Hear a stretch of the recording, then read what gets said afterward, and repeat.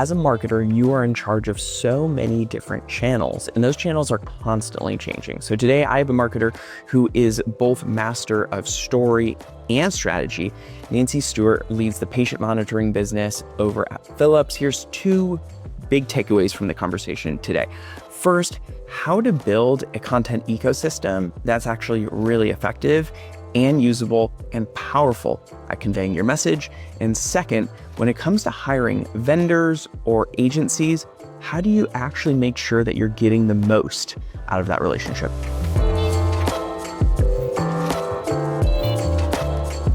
Nancy, it's awesome to have you on today. One of the things I want to start off is the kind of Nancy in 90 seconds, we'll call it. The history from journalism school to your current role. Summarize it best possible, just to get a little bit of an establishment of where you're coming from. Yeah, absolutely. Nancy in 90 seconds. The quickest way to do it is that I sort of sum up my career as sort of the before and after. So kind of like two buckets. I spent about 10 years in the world of journalism. So as an investigative reporter, political reporter, and newsroom leader, I worked at papers on both coasts, right? So in New York City, out in Silicon Valley, and then back in the greater Boston area, where my last role was as State House Bureau Chief up on Beacon Hill, covering the governor's office and the legislature. And then from there, I switched. And I leveraged a lot of the expertise I had earned as a political reporter in health reform and a lot of the changes that were happening, not only in Massachusetts, but across the country.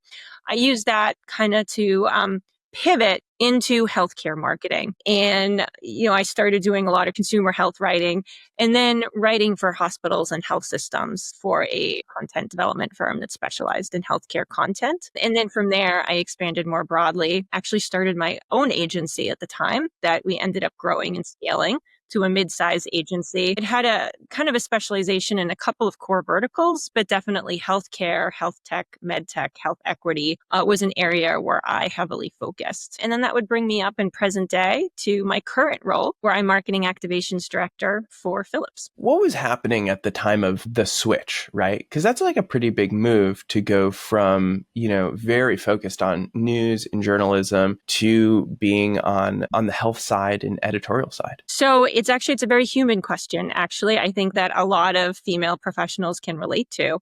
The journalism world is exciting. It's exhilarating. It can be really cutthroat, but it takes a lot of time. And so it was not unusual for the legislature to be debating until 11 o'clock or midnight. And then they would adjourn. But then as a journalist, you're still staying to write and file a story. So you really work as long as it takes to get the news and to get sources on the phone. And that is a really hard lifestyle when you're at the point where you're ready to start a family. And that's sort of where I was at that time. And I had been fortunate enough actually, to have this really wonderful, rich experience of attending a healthcare journalism fellowship program. It was competitive. We had to apply, and they picked, probably about 10 journalists from media outlets across the country to go on this retreat and to really immerse themselves in best practices. It was just this wonderful, really in-depth, really immersive time that allowed me as a journalist to start to specialize in healthcare, certainly to have the benefit of having that healthcare fellowship behind me, help me kind of to credibly and maybe like more confidently report, not just from health reform, but also about changes in the industry, and to start telling consumer health stories. That for me allowed me to start to explore other career options where I could apply the skills that I had earned as a journalist, as a newsroom leader,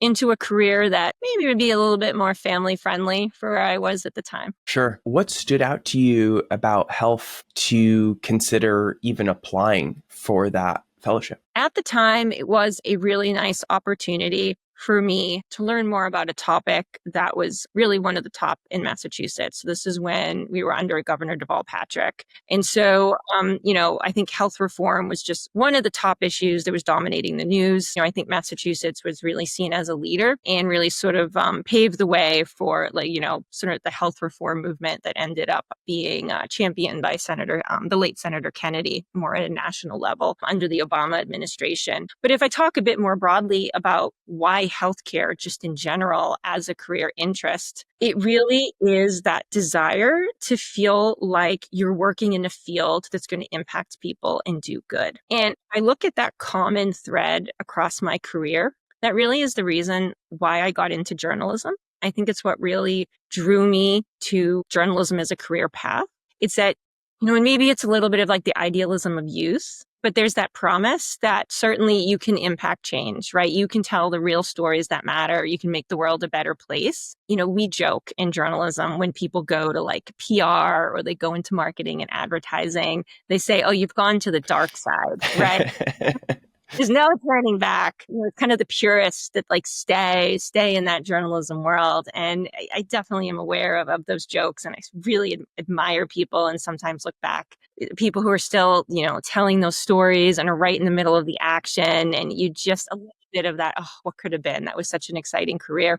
But there's a difference between going into marketing and advertising and working for, the tobacco industry, or like there's a lot of different ways you can go. I think that sometimes advertising can have kind of like a dirty name or like that, association that you're just saying whatever you need to say to sell a product or to convince people to go in a certain direction. And then there's the way that you can use marketing for good and to help people access information that's going to make their lives better. And that is so true with healthcare, especially with consumer health writing, which is sort of where I made that pivot. It really made me feel good that I was writing content for people that were facing, say, a cancer diagnosis, maybe for themselves, maybe for a loved one, maybe for a child, maybe for an elderly parent. And you really have to put yourselves in the shoes of the person that you're writing for and think about how they're probably kind of scared and they might be a little bit overwhelmed. So how can you simplify these complex topics? How can you explain that diagnosis? How can you walk them through their treatment options in a way that makes it accessible for them and helps them to feel comforted and empowered and not overwhelmed or confused? Yeah. How can you optimize that content so it's easy to find? And so I think in that way, it makes it feel like it's a very noble thing to be doing, to be helping people to get matched with the content that's going to improve their lives. They don't even have to be sick. It could be wellness content, right? Helping people to understand what steps they can take in terms of preventative health to avoid a diagnosis in the first place, how they can improve their lifestyle to stay healthy. All of that is so critical.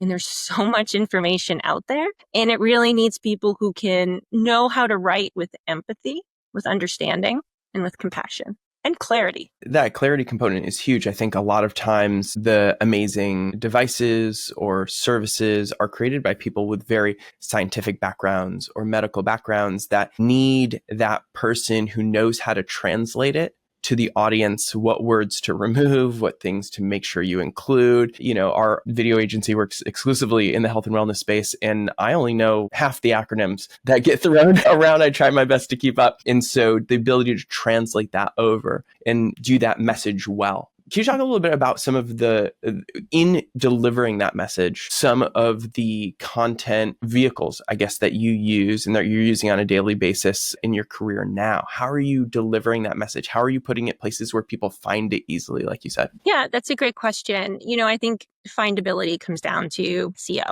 right? I can tell like a really good story too. I think that, really illustrates the importance of using everyday language, right? And Google would call it semantic search, right? Use the terms that everyday people use. So, this was a number of years ago, actually, when I was writing health content for hospitals and health systems. And, there are probably like a top, 3 to 5 service lines that if a hospital is going to be redoing their site, they're investing in ortho, cardio, neurosurgery. Like these are the big money makers for hospitals. So you're probably right. Those cancer, certainly oncology. And in this particular case, I was writing for a heart and vascular department.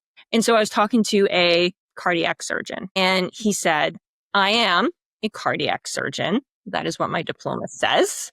And he had reviewed content that my team had written and we had preferred to use the term heart surgery. He's like, no, I am a cardiac surgeon, not a heart surgeon. We are going to use official terms. We are going to call it thoracic surgery, not chest surgery. And so, you kind of listen and you hear them out. And one of the things I learned that is really effective, especially when you're working with clinical stakeholders, surgeons, doctors, nurse leadership, is that they can be very evidence-based thinkers. So when you bring data to prove out your point, they're really receptive to that. And so I did something very simple and easy for any writer to do. I simply used Google Trends and I plotted out how well cardiac surgery versus heart surgery performs in Google search. And, if you've ever, done this, you'll know that you can plot the performance of two keywords or search terms against each other. And so, heart surgery was way up here in terms of search volume.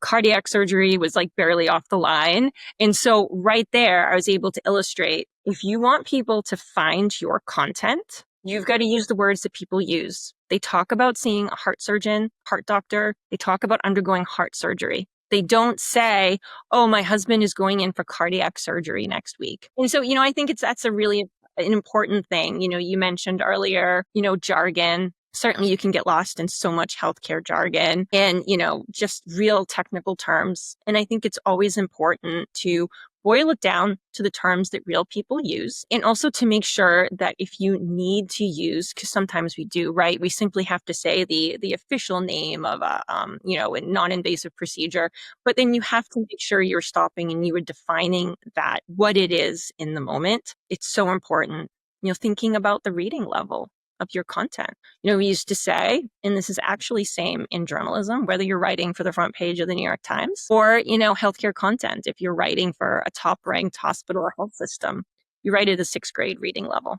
That surprises a lot of people, but that's the gold standard. We've been doing this a long time, and I've never thought about the statistical backing for the person who thinks statistically. I feel like I want to get up and just go tell our team right now, like, hey, next time we have this roadblock for simple messaging, let's really break it down and show the data. We'll lean it into conversations about story science and how messages stick with people and things like that. But the reality is, like, speaking somebody's language in the way that they understand both directions is actually critical to initiate change. And I know one of the things that you're using very common to deliver this message is video content. When we initially had conversations and met, talked about how critical video is within the health space to communicate some of those messages.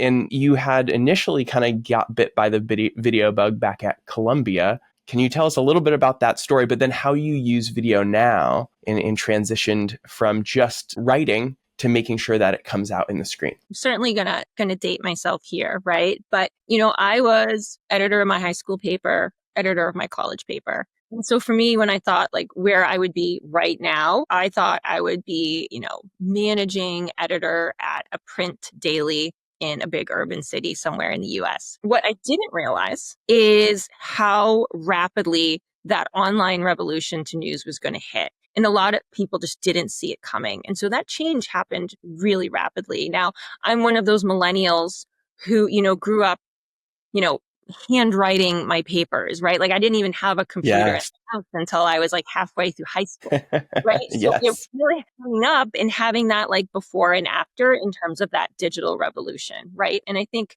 my kids are going to experience it differently in terms of like how AI is going to rapidly influence things, right? Career paths might see for themselves right now might be, completely different by the time they are actually out of college. And so, that is the situation that I found myself in is, I was coming out of undergrad and the world was rapidly changing and newspapers were trying to figure out how to keep up. What does it mean to deliver online news? And I think that like everyone is aware of what happened with the journalism industry is that they basically struggled to figure it out. In retrospect, right, they made a lot of mistakes that really damaged the news industry for a number of years in terms of just putting everything online, giving it away for free. This is sort of well known in terms of what happened there. But, that was kind of happening in that backdrop. And so I ended up going to, right, the Columbia Graduate School of Journalism, right as the entire industry was changing and trying to figure out what is online news? What does this mean? To put breaking news online the same day, this was unheard of. And so I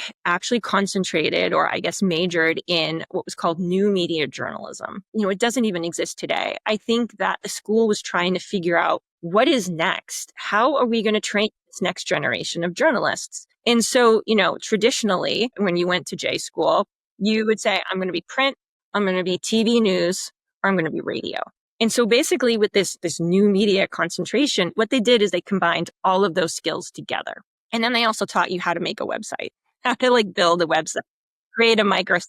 And so it was sort of this Swiss Army knife of skills, because I think they're just covering their bases. So we're just going to teach people all of these interesting storytelling narratives so that they're ready for wherever this goes. And so instead of hyper-focusing just in print or long-form journalism or just acquiring radio skills, I really got exposed to all of it. And our final project was that we had to, as a very small core team, basically develop, we didn't use the term back then, but it was essentially a microsite, pulling together all of these different storytelling techniques using radio, but essentially what was the foundation of almost having mini podcast segments on the site, right? Using video to interview subjects, using a bit of print, but also doing a lot with photos, right? And that ended up we all know that if you're going to create a microsite, or the best part about online news is that you can see a lot more photos. You don't have to pick just one to go above the fold in print. And, this was New York City. So they would give us not, a small digital video camera like you would get today. We got if you see a news crew, big PNG camera. Right. And so you would be lugging that on the New York subway. It's hot. You'd be breaking your back, lugging that thing up and down. You'd be so worried that you would damage it or lose it. And then you had to set up with a tripod, or, you had to kind of get it over your shoulder and get the mic just right. So this was really learning everything about video. But, I think what was so impactful about that experience is that I was exposed to different ways of telling a story and the strengths and the benefits of all of these different forms of media. Sometimes it can be really impactful just to capture audio and to really think about the power of sound and, how you can actually tell a very powerful story that way. I think there's times when you can lean into really powerful images, kind of that more photojournalism, even without words, right? Just the images standing by itself. Sometimes that can be so powerful. And then when we get to video, you really get a sense for your subject, their idiosyncrasies, kind of the humanistic quality of your subject. And when you're able to impact at a different level than with print. And so I think it really helped me to appreciate all of it instead of just specializing in print or even just specializing in video.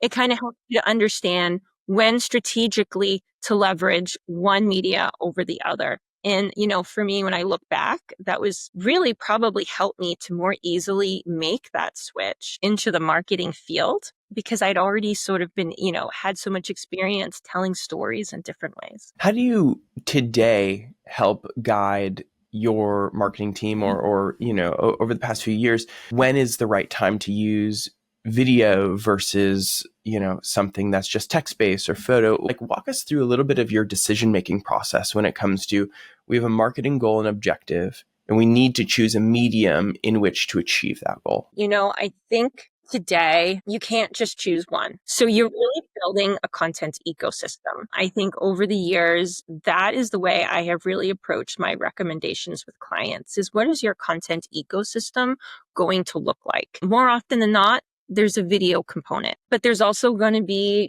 a series of, SEO optimized online content. You also certainly need to have really wonderful images and photography. You need to have a microsite and a landing page. But I think that for me, video, motion graphics, animation, telling story with movement, especially if there's going to be a paid media component, that really has to be part of that storytelling and that content plan for a very simple reason. Well, two very simple reasons. First, Video is so effective at simplifying your message or simplifying complex products, especially in the healthcare field. And it can help you to make emotional connections as well, which can be really effective. And two, video performs better. So if you're going to be running any type of a campaign, whether it's going to be on, if it's more of a B2C, like an Instagram or Facebook, B2B, if you're going to be on LinkedIn, video is always going to perform better than a static one-dimensional asset. And I'm curious, the aspect of developing, let's say, video is not always easy because there's a bunch of different ways to approach it. Now, some people listening, they might have an associated in-house video team that has a degree of capabilities, right? And then there's outside agency partners that you need to pull on. And sometimes it's an agency of record that you're going to who has multiple things covered and videos coming through them. Can you walk us through a little bit of your perspective about maybe when to pull on each of those different options and some of your experience about how to get the most out of working with video partners? Yeah, absolutely. There's a lot of different types of video. So I think we can talk broadly about, video marketing. But, as you know, right, like Dustin, I'm preaching to the choir here. There's certainly different styles and different forms of video. You can have, your large kind of top of funnel, like brand anthem, right? You can have more of your mid funnel video. You can have video testimonials. You can have thought leadership video. You can leverage video for webinar, and then you can cut that up into small snippets. You can have more authentic video where you simply put leadership talking directly to the camera. We all know how effective that can be, especially on social. So I think what's really important is to think about not just, I want to do video marketing, but what type of video is going to work well for the message, for the products and services that you're trying to promote or you're trying to explain or simplify, and what's going to work best for your audience. Yeah, that's great. What you're trying to achieve. So I think it's really important to know what type of video you're looking for and to pick a partner who specializes in that form of video so that you know that their expertise is aligned with your goals. Yeah, no, that's really well said. I think a lot of times when we have folks come to us, it tends to be in one of three kind of categories. We've had folks literally say, we know video is really powerful and we want to use it. Help. And then we have folks who are like, okay, we really want to tell the success stories of our, patients or in B2B, the folks that use our products, right? So we think testimonials is a good fit. Okay, where do we go from here? And then obviously there's folks who have, even full scripts written or storyboards and say, hey, I want to bid on this just to make this. How would you approach it? And so we kind of take people in all three categories. I have a feeling, and we haven't worked together, I have a feeling you have a lot better of an idea of what you're looking for when you're going to approach a vendor, a partner. And I know obviously your background is a strength in that script writing and that storyboard development. So personally, how early do you bring a partner into that process or would recommend other people to bring into that process based on the skill sets you have within writing and then what you're looking for them to bring to the table tactically to add to that strategy? Or is it further down when it's just like, hey, we've already picked a shoot date. I just need you to show up? I would never do the latter. Good. I would never do the latter.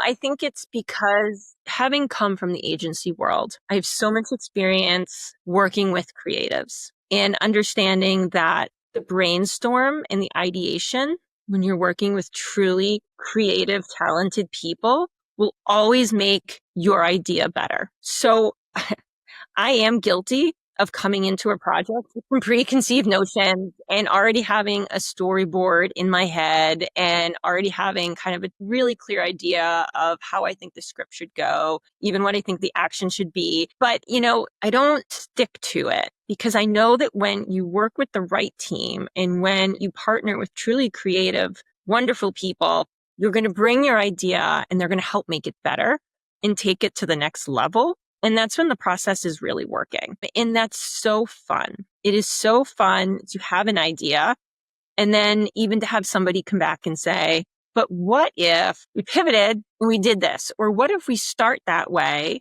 but then hear me out. And then where you end up is always going to be better. And I think the more talented, really creative people that you can bring, right? There's no bad ideas on a brainstorm. It's going to help it to evolve and get to a place where it is even more impactful. So I think I'm definitely aware that having come from the agency world, I don't want to be too heavy-handed when I work with agency partners because, I pick people to work with because I know they do amazing work. I know they bring great ideas to the table. And, sometimes I can catch myself slipping back into that old role or thinking I'm still the art director, I'm still the creative director, and you have to stop yourself and say, no, wait a minute, right? You've partnered with the creative team. So let them take your idea, evolve it, make it better. And that's when you get like true partnership. Yeah, that's great. I've never been on the, I guess for me, it'd be the dark side, right? The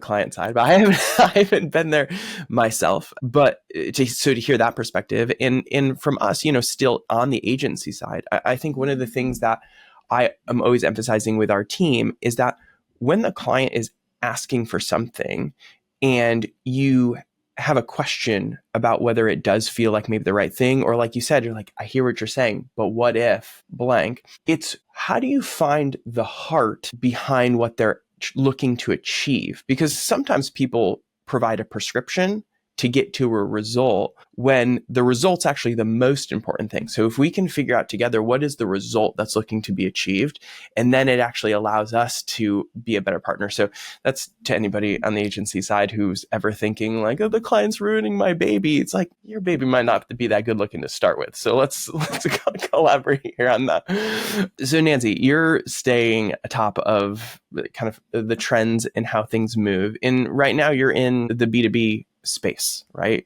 Marketing, and there's obviously communication that goes to the end patient side as well. What are you paying attention to right now, and what are you excited about in the next year to consider adding into how you do your work? I think I would correct one thing, or maybe just like add on one thing. So I do work really in the B2B space right now. But one thing I feel really strongly about is really this day and age, we shouldn't be drawing clear, right, delineations between what is B2B and what is B2C. I think today in this media environment, we can safely say everybody is a consumer. So I think I like to think about myself as applying really the best of B2C to a B2B world. Because at the end of the day, I think that if we consider that, hey, I'm doing B2B marketing, so I am just going to be on LinkedIn and email, I think you're doing yourself a disservice. Whether you're in the C-suite, whether it's healthcare, so whether you're a clinician, you still go home at the end of the day and you're everyday people and you're consuming media where everybody else consumes media. And I think there are definitely principles that should be applied to both. So I don't like to draw like that strict line, like this is the way you do B2B and that's the way you do B2C. I more think about it, this is how we appeal to people who are consuming. Yeah, I love that. What are some of your thoughts about when it comes to more traditional direct-to-consumer type placements like Meta or OTT streaming ads or things like that where B2B might not have either played at all before or, really had very little investment?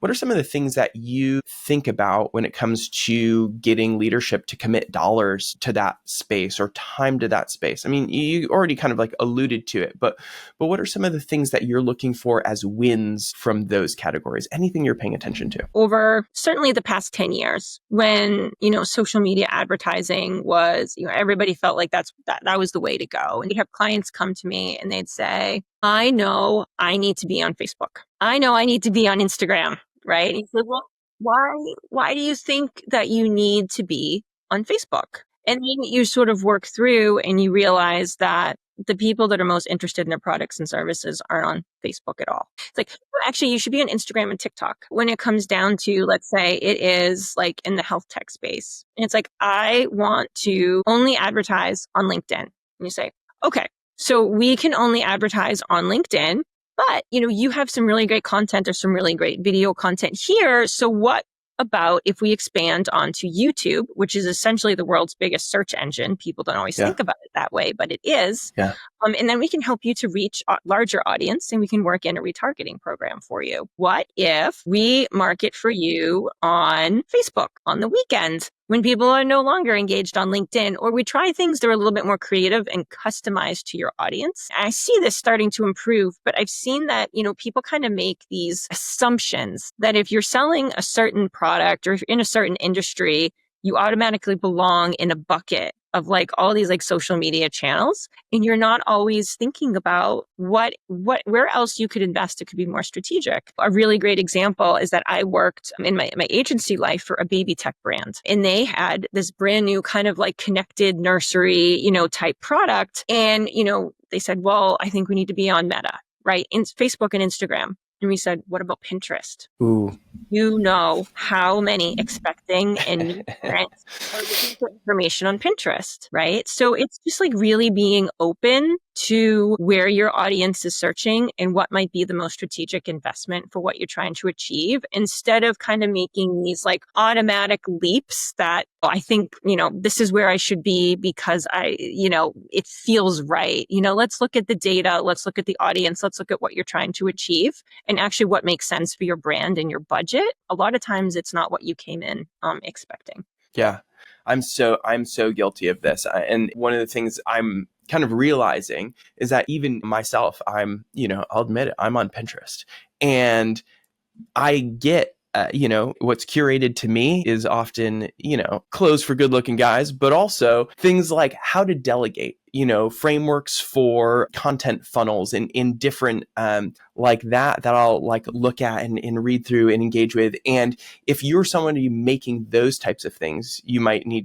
be thinking, yeah, I should probably only be on LinkedIn, or, I should only be pushing my business thought leadership stuff across YouTube. But I'm a founder of a business, and they find me on Pinterest because somebody's realized, yeah, people have a human life outside of their business to business type engagements. That's great.